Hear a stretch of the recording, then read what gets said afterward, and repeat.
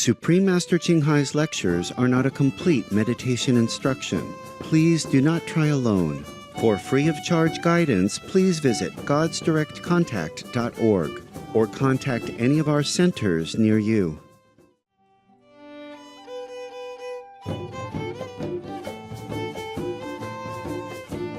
El episodio de hoy será presentado con subtítulos en árabe, aulacense, también conocido como vietnamita, búlgaro, chino, checo, holandés, inglés, francés, alemán, hindi, húngaro, indonesio, italiano, japonés, coreano, malayo, mongol, persa, polaco, portugués, punjabi, rumano, español y tailandés.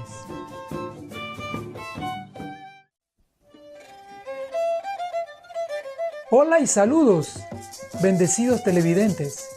Mi nombre es Kivian, desde la ciudad de Panamá, en la cordial República de Panamá.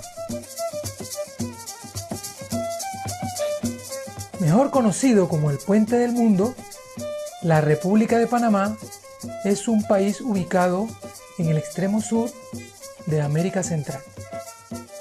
Situado en un istmo, Panamá es una nación transcontinental que conecta América del Norte y América del Sur. Con un nombre que significa abundancia de peces y mariposas, las ciudades modernas de Panamá se encuentran en medio de la belleza de la naturaleza. Algunos de sus sitios históricos incluyen el Fuerte de Portobelo, que es un área protegida llena de selva y vida marina, el Fuerte de San Lorenzo y el sitio arqueológico de Panamá la Vieja.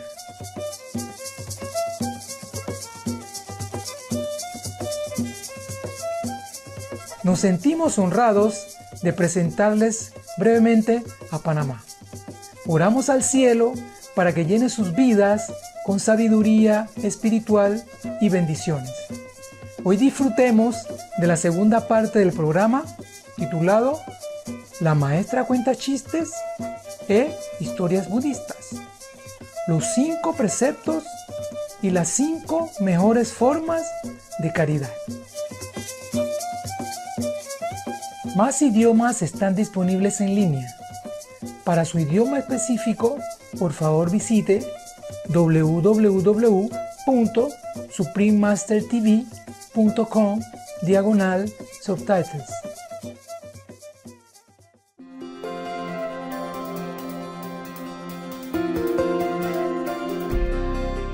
Durante más de 3 décadas, la maestra suprema Ching ha iluminado nuestro mundo con sus enseñanzas divinas. Una maestra totalmente iluminada imparte el método Kuan Yin de meditación a aquellos que desean descubrir inmediatamente la naturaleza de Dios interna y alcanzar en una vida la liberación eterna del ciclo de la transmigración. El método Kuan Yin ha sido practicado por todos los maestros iluminados, tales como Buda, Jesucristo, el profeta Mahoma, la paz sea con él, y Gurú Nanak. Ella enfatiza que si siempre recordamos a Dios, ofrecemos servicio desinteresado a otros y seguimos las leyes del universo, alcanzaremos nuestro potencial más elevado como humanos y comprenderemos verdaderamente nuestro propósito en la tierra. La maestra suprema Ching es un extraordinario ejemplo viviente de compasión, enviando frecuentemente asistencia material y financiera, además de amor a los refugiados, a los desamparados, a las víctimas de desastres naturales y a otros que necesitan ayuda. En el 2006 recibió el Premio Guzzi de la Paz, considerado el Premio Nobel de la Paz de Oriente, y ha sido honrada a través de los años con otros numerosos premios y galardones por sus excepcionales obras filantrópicas y humanitarias. Una verdadera voz para nuestros preciosos amigos animales, ella promueve la pacífica y amorosa dieta a base de plantas y prevé, con el despertar de la humanidad hacia lo sagrado de todas las vidas, un tranquilo y glorioso mundo completamente vegano, donde los animales y las personas vivan en dichosa armonía. Sus iniciativas para difundir la tendencia vegana son diversas y han incluido la distribución del volante de vida alternativa, la cadena internacional de restaurantes veganos Loving Hot, Supreme Master Television, además de hablar regularmente con influyentes líderes de gobierno y medios de comunicación y participar en conferencias televisadas sobre el cambio climático, tanto si somos conscientes de ello como si no. Sus esfuerzos han tenido una enorme influencia sobre la conciencia mundial, del estilo de vida amigable con los animales y de cómo esta benévola forma de ser puede atraer paz duradera entre las naciones a la vez que salvamos nuestro planeta del cambio climático. A lo largo de los años, la Maestra Suprema Ching ha viajado por todo el mundo, desde las Américas hasta África, desde Europa hasta Oceanía, y ha ofrecido cientos de discursos al público y a sus discípulos sobre una variedad de temas espirituales. Hoy somos bendecidos con la presentación de una de estas reveladoras conferencias, titulado La Maestra cuenta chistes e historias budistas, los 5 preceptos y las 5 mejores formas de caridad, parte 2 de 3 en Entre Maestro y Discípulos, dada en inglés el 30 de agosto del 2015 en Francia. This is about mother-in-law. The wife said to the husband, "Honey, can my mother come down for the weekend?" So the husband said, "Why?" And she said, "Well, she has been up on the roof for 2 weeks already." Why is that? Come down mean just go visit, come visit, you know. But in this way, it's a play with words. Come down from the roof. Probably she's been, I don't know, eavesdropping or something. I don't know what. Or maybe the wife wanted the mother-in-law came, but don't dare tell the husband, so hiding her up there. Hiding her up there. This one is also husband and wife again. You know, this is anti-woman again. Okay, be prepared.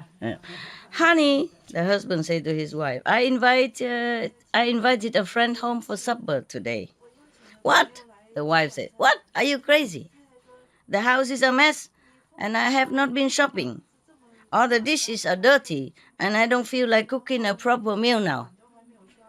So the husband said, I know all that. Then why did you invite your friend for supper? The husband said, that is the reason why I invited him for supper, because this one is so stupid. He's thinking of getting married.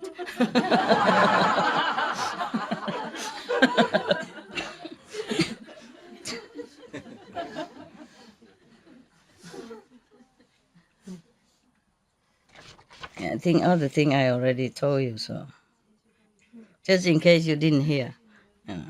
So this is anti-men for a change. Oh, very rare. Mostly it's about women. I don't know why. The little girl asked her mother, how did the human race appear? So the mother said, God made Adam and Eve, and they had children, and so was all mankind made. Always mankind. Why not womankind? Huh? 2 days later, the girl asked the father the same question. I told you this joke already, I remember, but never mind, just laugh, okay? Yeah. The father answered, many years ago, there were monkeys from which the human race evolved. The confused girl returned to her mother and said, Mom, how is it possible that you told me the human race was created by God, and Dad say they were developed from monkeys? So which one of you are correct? So the mother said, well, we both correct.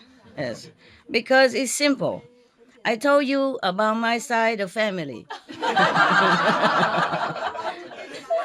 And your dad told you about his side of family.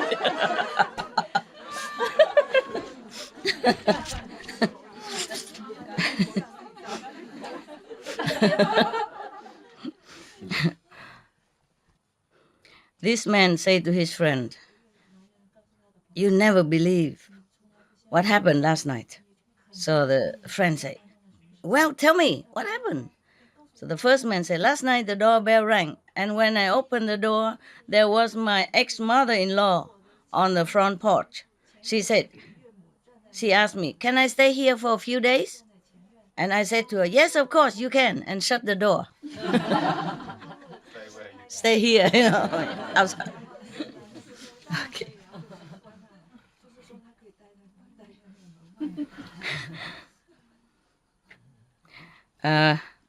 Two men are talking after work, One said to the other, I haven't spoken to my wife for 18 months.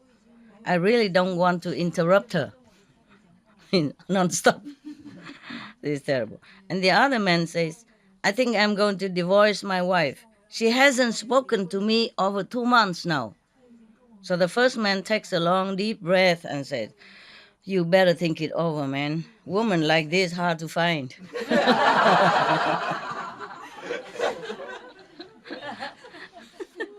Oh, terrible.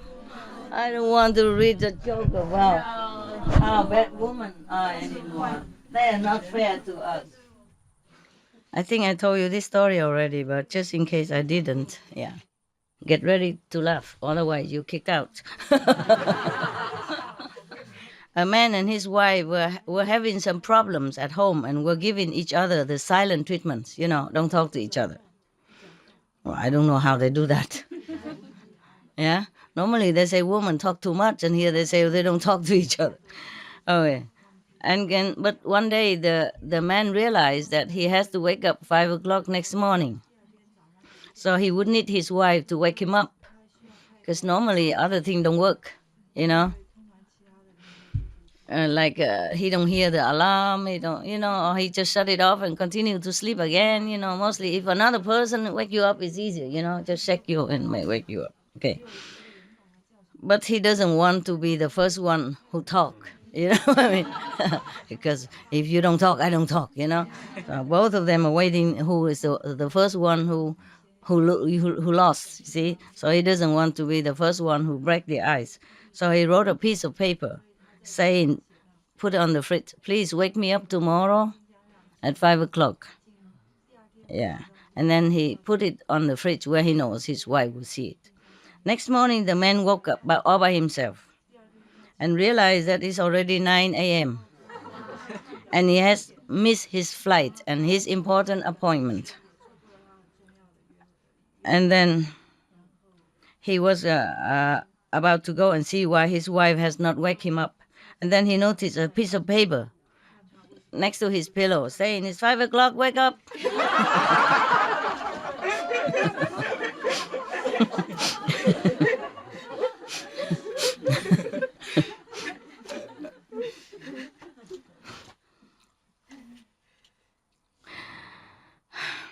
A man was telling his friend that he went home yesterday to find his wife had left, and she wrote a note on the fridge for him. She taped a note on the fridge for him, saying like this, it's not working. Boing, boing, boing. Exclamation. I can't take it anymore. Comma, so I have gone to stay at my mom's house. Okay. So the man said to his friend, I opened the fridge. The light came on and the beer was still cold. What is she talking about?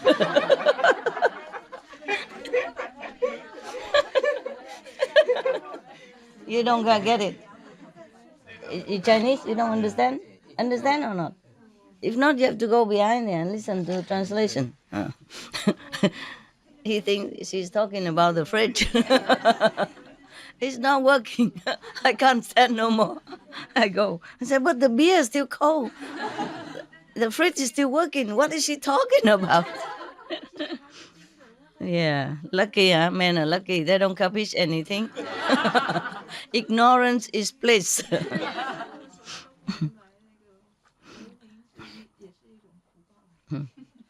Why are married women heavier than single women? Who knows? Okay, I read it. Single woman come home, see what's in the fridge, and go to bed. Married woman come home, see what's in bed, and go to the fridge. One anti-man, just one out of the thousands. Yeah, I think all the jokes are written by men. Yeah. Rules for men to follow if they want a happy life. This for men only. I think I told you already, but just in case somebody didn't hear, so just laugh in any case, okay? Yeah. Number one, there are 5 rules for men to follow. If you want to be happy, listen carefully. Number 1, it's important to have a woman who helps at home, cooks from time to time, cleans up, and has a job, by herself. Yeah. Number 2, it's important to have a woman who can make you laugh. Yeah. Number 3, it's important to have a woman who you can trust and doesn't lie to you. Number 4, it's important to have a woman who is affectionate and likes to be with you.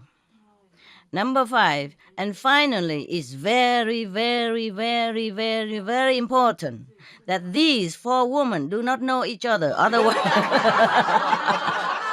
Otherwise you are dead man.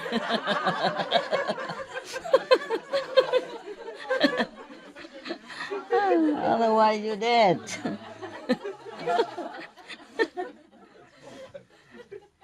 Very important. Okay, this one is good. It's about old lady and a driving license. A man was working in his yard, and he was so startled because a car came crashing through the hedge and stopped right in front of his front door. He rushed, and helped the old lady come inside to his house and sit down and all that. And then after asking if she's okay and that, and she said, but lady, you seem to be too old to drive, no? Yeah? He said, yes, I am.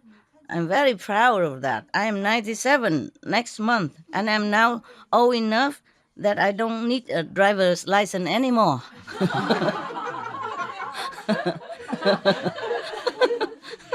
Okay? But the man was puzzled, but why do you say it like that? Everybody needs a driver license. And he said, no. Last time I went to general checkup with my doctor, and he asked if I have a driver's license.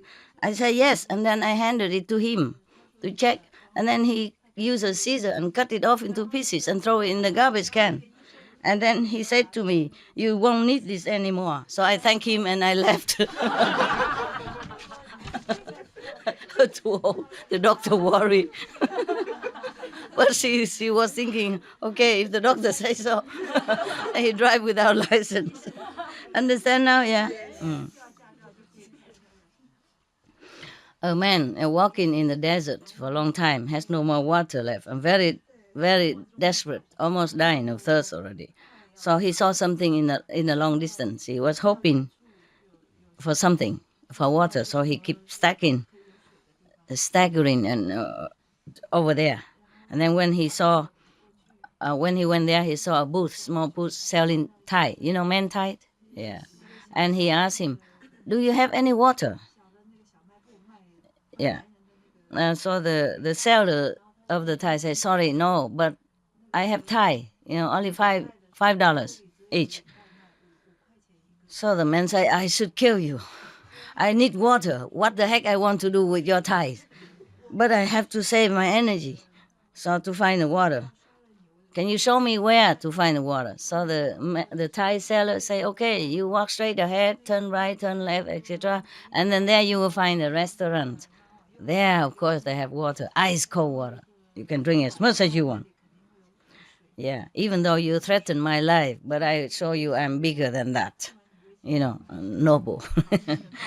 So, okay, the desperate man stagger away over the hill and go to find the restaurant. Several hours later, he crawled back, almost dead. And the old man said, "Did you find the restaurant? You didn't? You didn't have water?" So the man said, "Yes, but they won't let me in without a tie."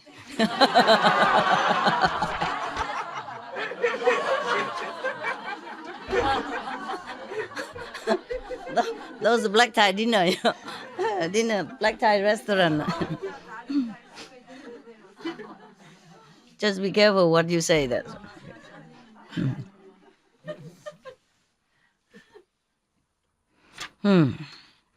Read your story, yeah? Or you are sleepy already? Not boring, no? Cha cha cha. I hope you've been meditating today, right? Have you? Yeah? Sometimes, yeah? And then you hear, "Oh, okay, Master is coming," or something.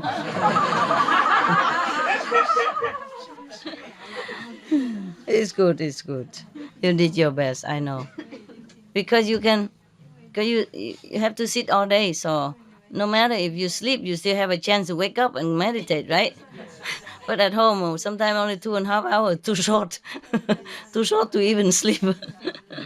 So it is like that. Not like that you have to be awake or 24 hours, which you cannot. But at least, you have a lot of time. So even if sometimes you sleep a little, but you wake up and you sleep and you wake up. Understand? Yeah. Especially you wake up when it's a meal time anyway. Breakfast, dinner, yeah, snacks time. Yeah. And after I left this hall, you wake up again. Go out, look for food. Leftover food. By the way, what did you eat today? Good? What? Huh? Pasta morning? And rice. I know rice. So what? Food. Curry? Curry fried rice. Oh, delicious. If I know, I would have come. Okay, but today they also cook me good Vietnamese food. It's okay. Tomorrow, I eat the common food again. Okay, common kitchen. Yeah. Yeah. Okay. Okay. Never mind. I will tell the monk to bring some. Okay.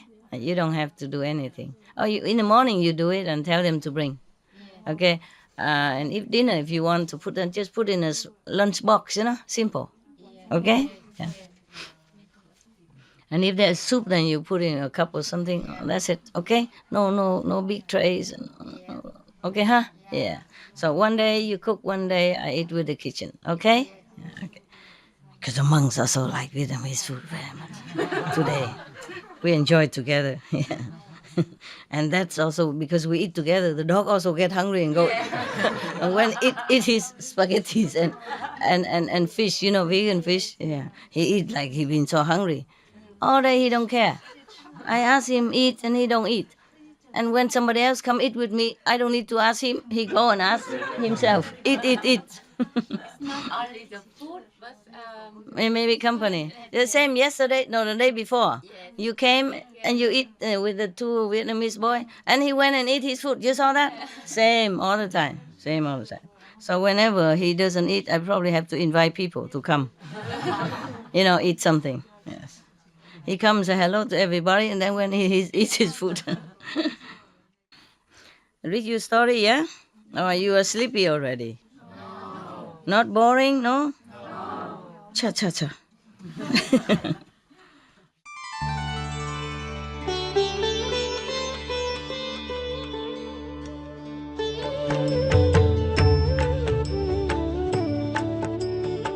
According to Buddhism and the believer and tradition, when you read sutra and all that, you have to put on incense, flower, and bow to the sutra first and thank all the Buddhas and Bodhisattva in 10 directions, all respectfully, before you read it, okay?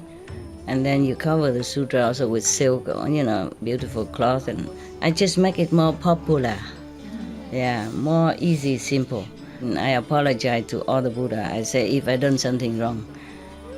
According to the tradition, my heart is full of respect.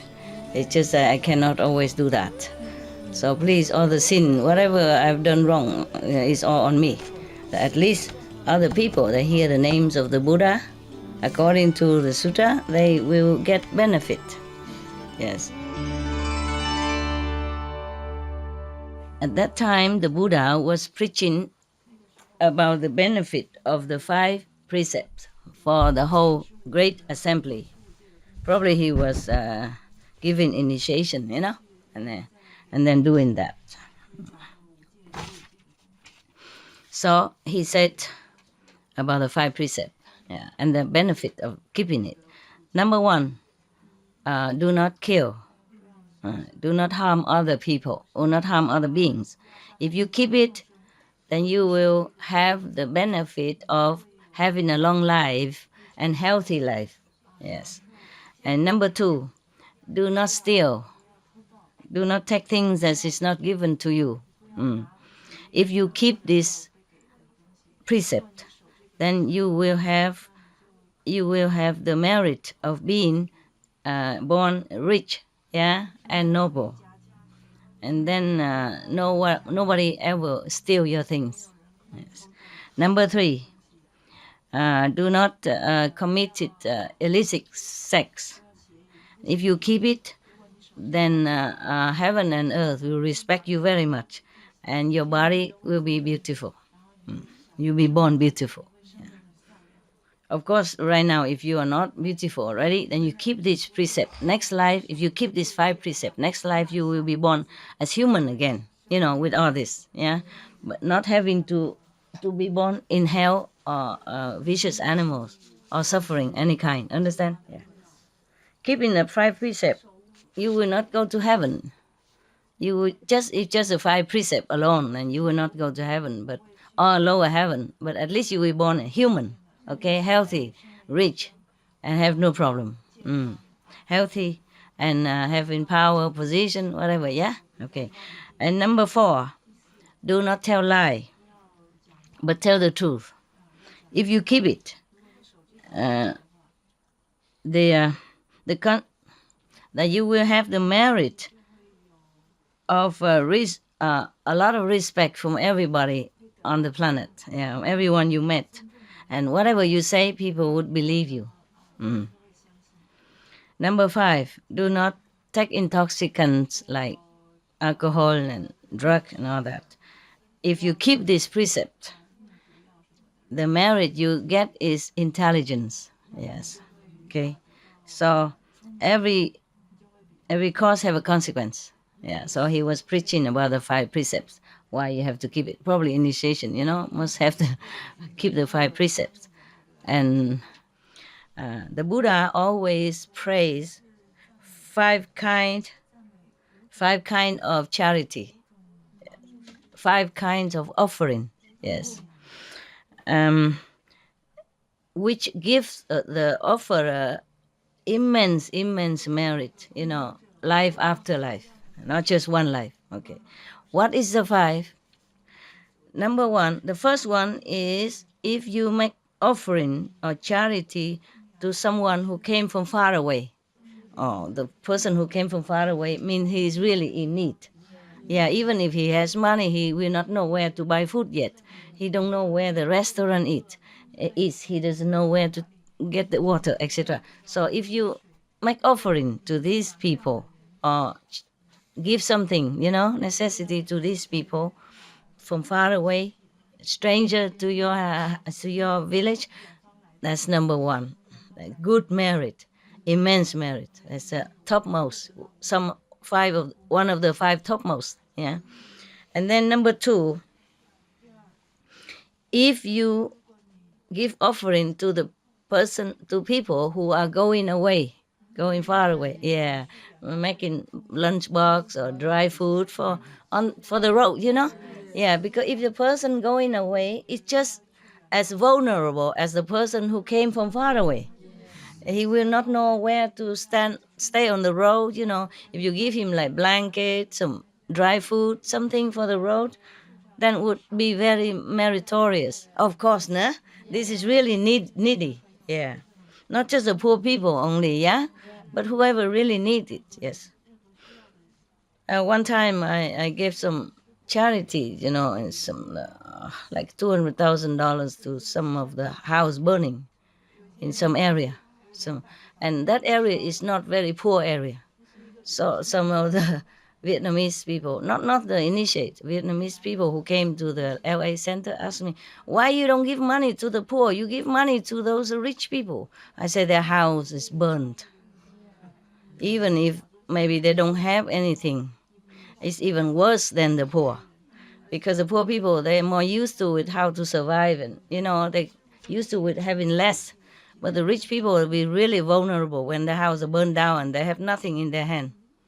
Yeah, and their children will be thirsty just the same as the poor people. In emergency, I help only emergency. I don't help the poor or I don't help the rich. I help people who need. Yeah, so that's what it is, okay? Yeah. At that time, could be that they don't need, but we just bring in case anybody need can use, you see? Yeah, because when the house burnt, all they can do is just run out. Maybe they don't have time to take their wallet, their credit card, nothing. Understand? Yes. And it until next day, until they can visit their bank. And then they have to prove their identity first, which is all burnt. You see what I mean? Until all this sort out, they need help. Yeah, it's just for emergency.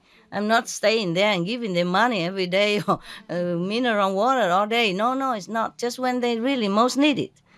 And then they will help themselves afterward when they are less confused and settle down and oriented themselves what to do, where to go. Yeah, okay, that's it.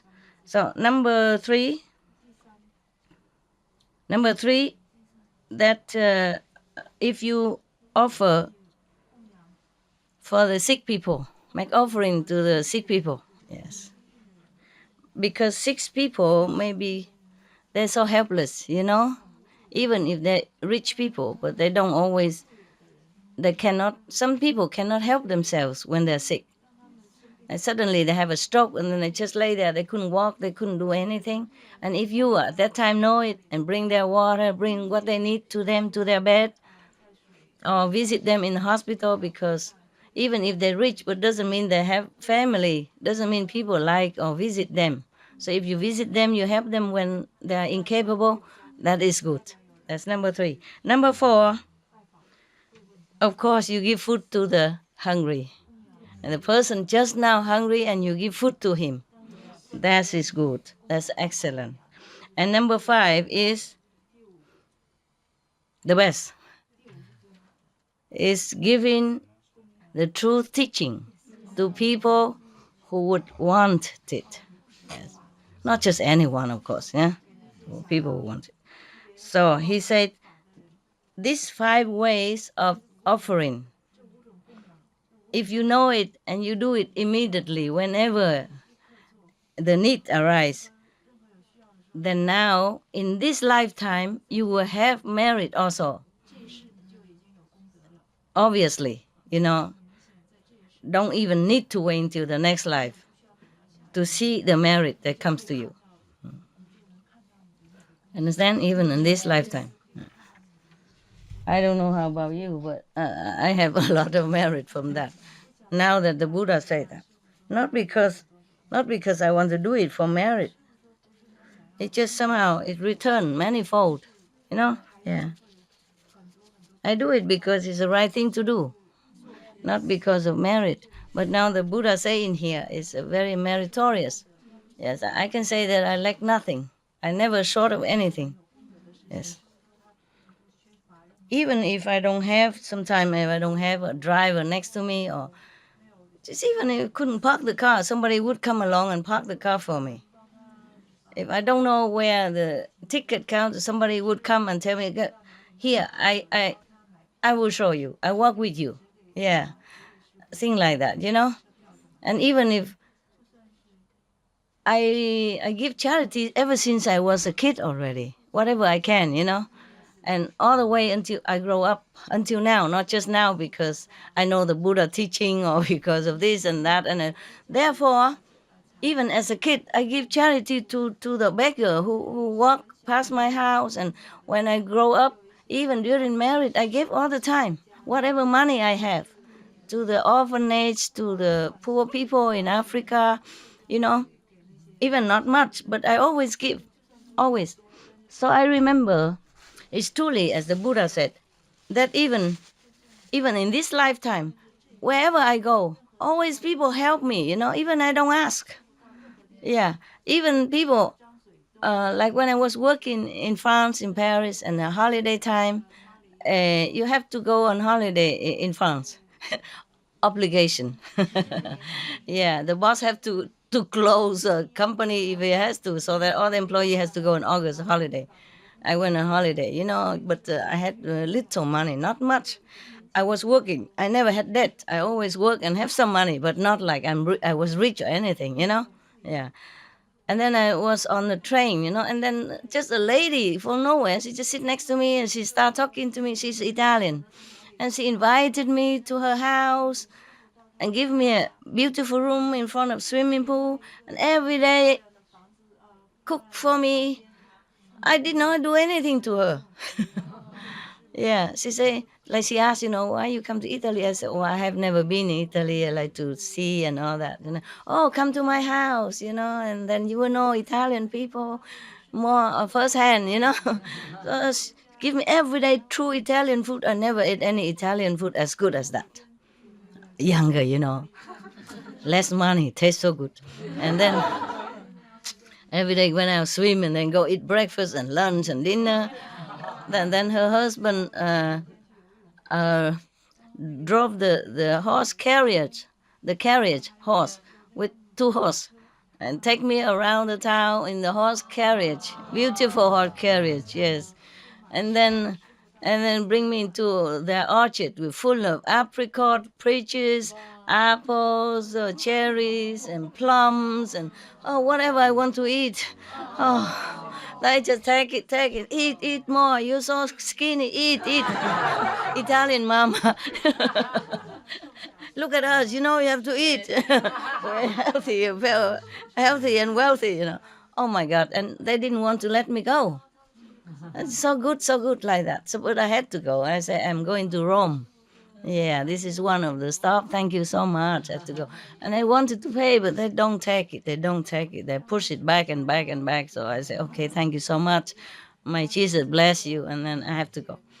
Okay, please come back again. You know our address. You know, give the card and give telephone number, everything. Come back again when you pass by.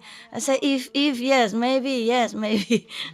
And then I left and go to Rome. And then there's a movie star, German movie star. He saw me on the St. Peter Square. Invite me to his house. Oh, stay in one of his room and using his stuff and eat and take me out to restaurant. No, nothing. No, not just like he fancy me or anything like that. Yes, maybe he liked me also, but it's nothing. Like that. And then I had to go and then I went to another country. After that, I went back. I went to Florence.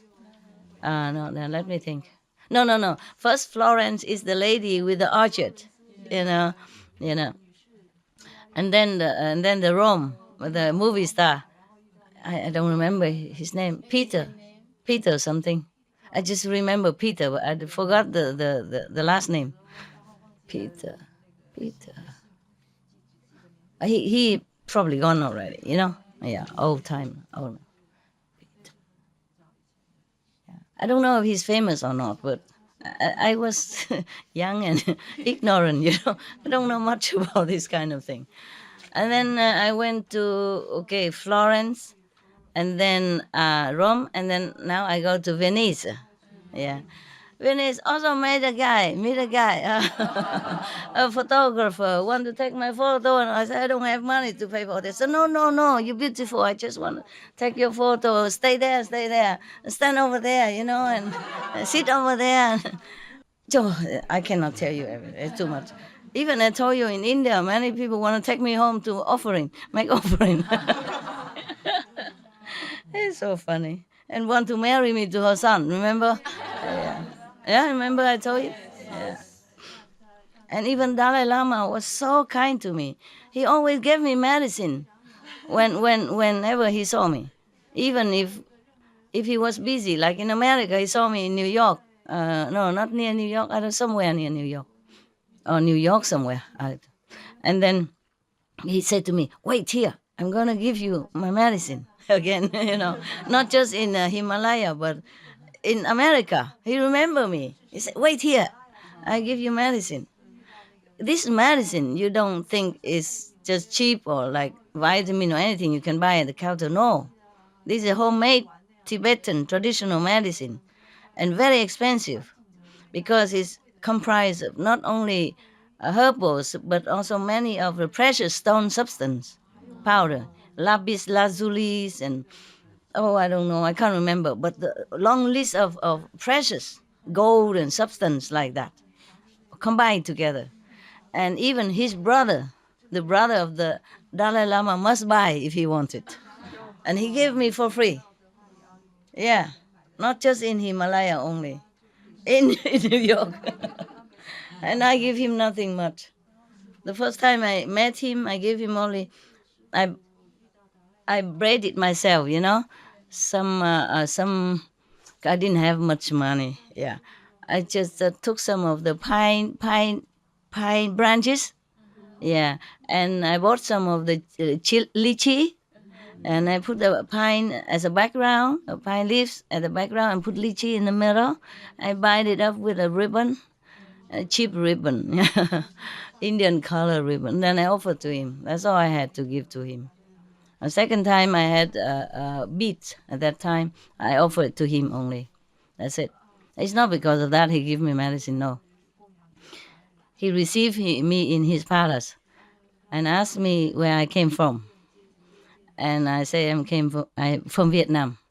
He sat me next to him, on the sofa in front of him, and he held my hand. He said, "We are both refugees. You know that." It's very kindly father, like a beautiful person. Yeah, beautiful. He didn't have to receive me. I'm just one of the thousands or hundreds of thousands who stand in front of the gate, Yes. Yeah, he's so kind like that. And I done nothing to him. He didn't even know me then. I was nothing.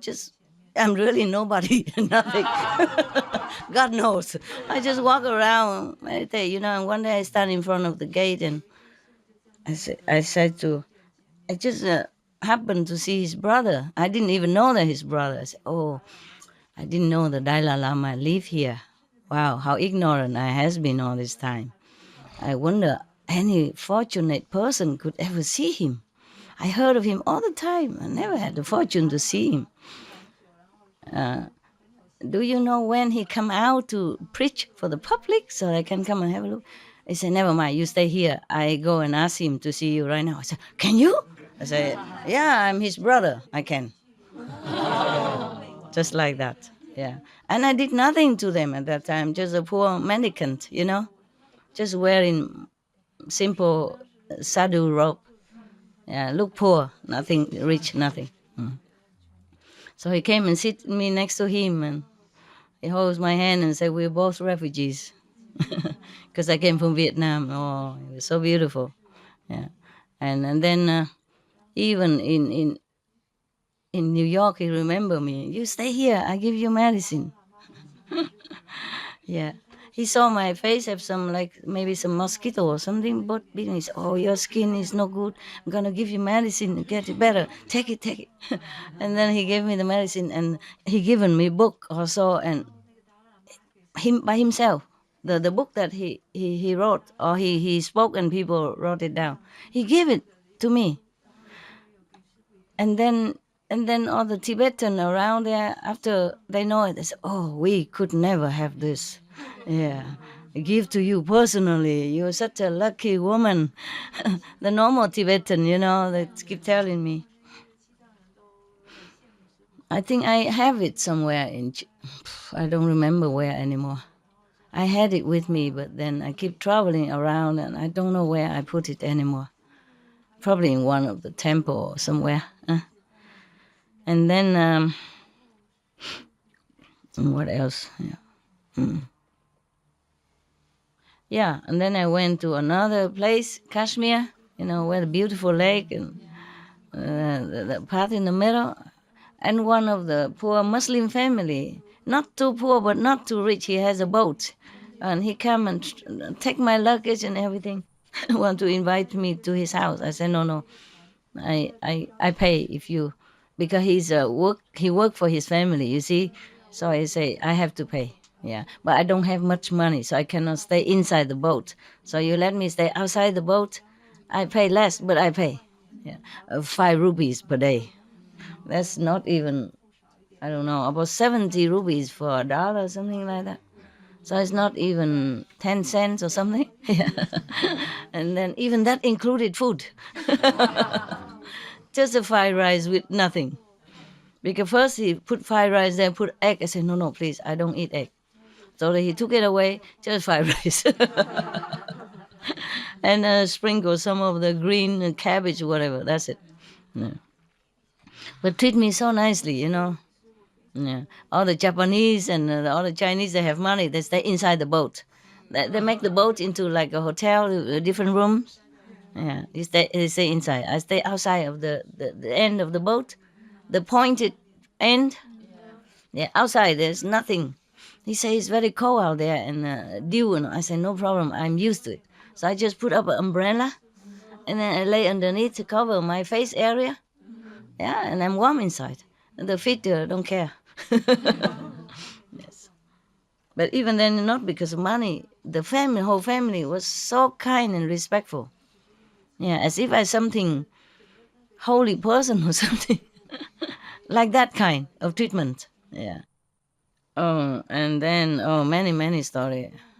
Yeah, many story. So, like stranger want to have initiation for me when I was a nobody, really. Truly, yeah.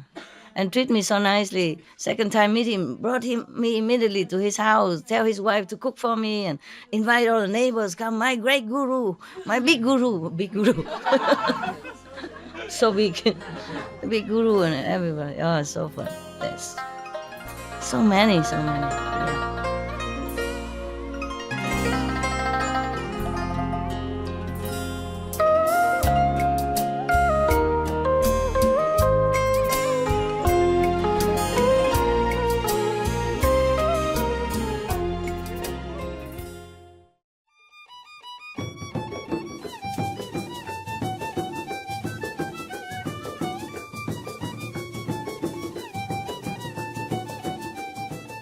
Benevolentes televidentes, apreciamos tu compañía en el episodio de hoy de La Maestra cuenta chistes e historias budistas, los 5 preceptos y las 5 mejores formas de caridad. Parte 2 de 3 en Entre Maestro y Discípulos. A continuación sigue las enseñanzas cisternas de Chuang Tzu, capítulo 2, teoría sobre la igualdad de todas las cosas en palabras de sabiduría. Por favor, sigan sintonizados a Supreme Master Television. Que la providencia llene sus días de esperanza y sueños. Para más detalles, por favor visiten www.suprememastertv.com/BMD.